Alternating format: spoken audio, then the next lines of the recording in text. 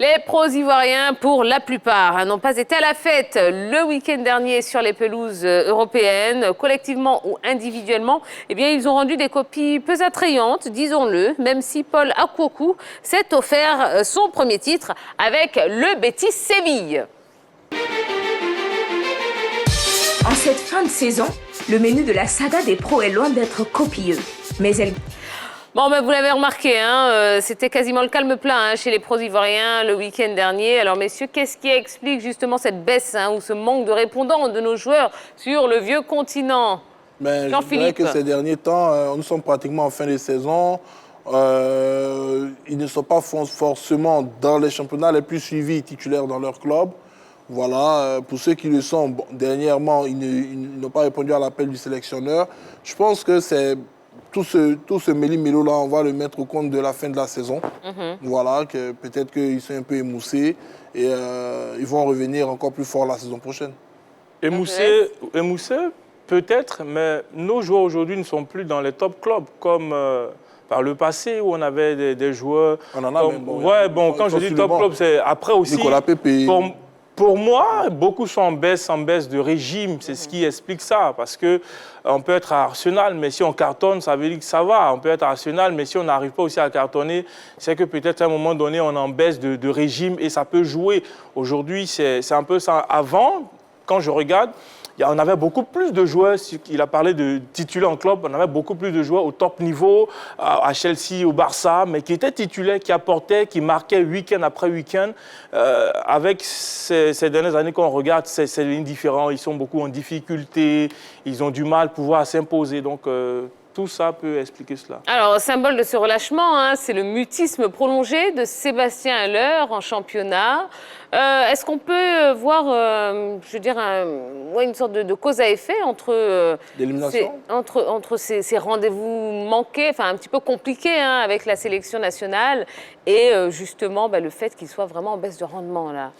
Bon, quand même, on évoquait cela il y a des émissions antérieurement, ce mutisme de Haller. On avait dit peut-être que c'était un passage à vide que connaît souvent chaque attaquant, mais là, ça commence à durer un peu. Et puis, depuis l'élimination aussi, il ne faut pas oublier, de l'Ajax au niveau de la Ligue des Champions. Voilà, au niveau de l'équipe nationale, avec les difficultés, surtout sur les 2 derniers matchs. Et puis, un autre élément, l'annonce du départ de son entraîneur.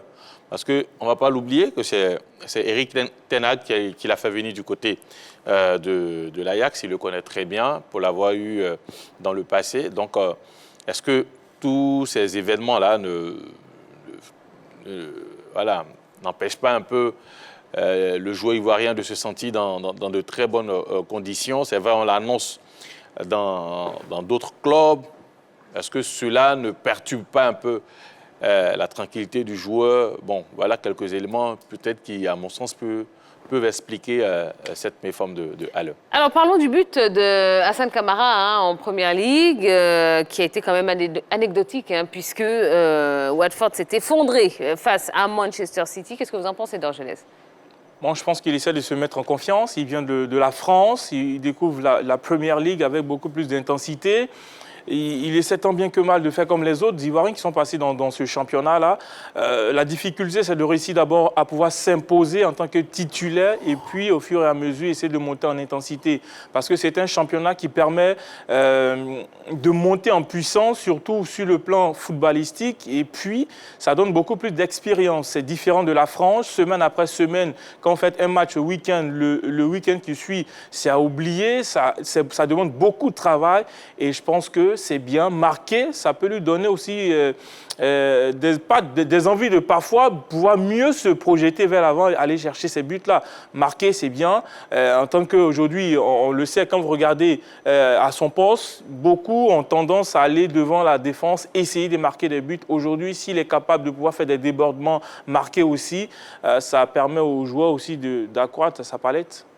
Alors, cette semaine morose a été plus ou moins illuminée quand même par le sacre de Paul Akwoku en coupe et Franck Boli en championnat avec leurs clubs respectifs.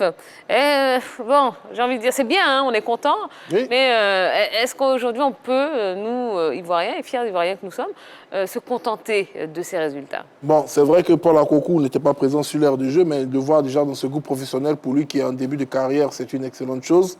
Il se trouve dans une formation du Betis Séville, comme on a pu le voir dans l'élément qui a remporté sa 3e Copa del Rey. C'est un événement assez historique et le retrouver au milieu de ces joueurs qui ont attendu cet événement depuis de nombreuses années, c'est quelque chose d'assez extraordinaire. On a un garçon comme Nabil Fekir qui joue du côté du Betis Séville, dont c'est le premier trophée. Pourtant, c'est un très gros espoir du football mondial français. Voilà. Et donc, je pense que pour Paul, commencer comme ça sa carrière avec un trophée, c'est gratifiant. On espère que l'année prochaine, il aura plus de temps de jeu, beaucoup plus de confiance de la part de son entraîneur pour le titulariser de plus en plus, pour qu'il puisse grandir. Il a fait ses premiers pas avec la sélection ivoirienne face à la France. On espère le revoir très bientôt sous le maillot national. Allez, dernière question, c'est pour vous, Henri Jo. Est-ce qu'avec cette baisse de régime, on doit craindre pour l'avenir proche de plusieurs de nos pros ivoiriens sur le marché des transferts? Non, je ne pense pas. Je ne pense pas. Voilà. Vous savez, aujourd'hui, un garçon comme Haller est courtisé. On parle de Bayern de Munich, on parle de Dortmund et de l'Inter. Pourquoi pas peut-être Manchester United où son entraîneur sera va aller occuper la tête, le manager général. Donc voilà, lui, je ne pense pas qu'il aura assez de problèmes. Nicolas Pepe, c'est un très très bon joueur, même si à Arsenal, pour l'instant, il n'arrive pas à exploser. Vous avez un Wilfried Zaha qui, pour moi, doit être toujours sur la liste de certains grands clubs ou des clubs de milieu de tableau du côté de la Premier League. Voilà, nous avons quand même de bons joueurs. C'est vrai, ils sont en baisse de régime, mais sur le marché des transferts, ils peuvent vraiment attirer l'attention. Et puis, vous avez aussi un garçon en devenir du côté de la Belgique, Emmanuel Agbadou, qui a fini meilleur buteur meilleur joueur de son club cette saison. Il figure dans l'équipe type du championnat belge. Donc, ce sont des garçons quand même qui peuvent animer le mercato. Donc, pas d'inquiétude. Pas d'inquiétude. D'accord. Eh bien, on terminera sur cette note positive. Pas d'inquiétude pour nos pros ivoiriens sur le marché des transferts. Voilà. Eh bien, ça y est, merci beaucoup la team de ce soir. Merci également à vous, chers téléspectateurs. On espère que vous avez passé une belle soirée en notre compagnie. Eh bien, la semaine est là, elle est bien lancée. Donc, il nous reste encore pas mal, 3 rendez-vous quand même avant le week-end. Donc, on y va doucement, mais sûrement. Rendez-vous demain soir, toujours à 20h30, pour un nouveau numéro de la Grande Team. D'ici là, passez une excellente soirée et soyez prudents. Voilà, à demain. Bisous, bisous. Bye bye.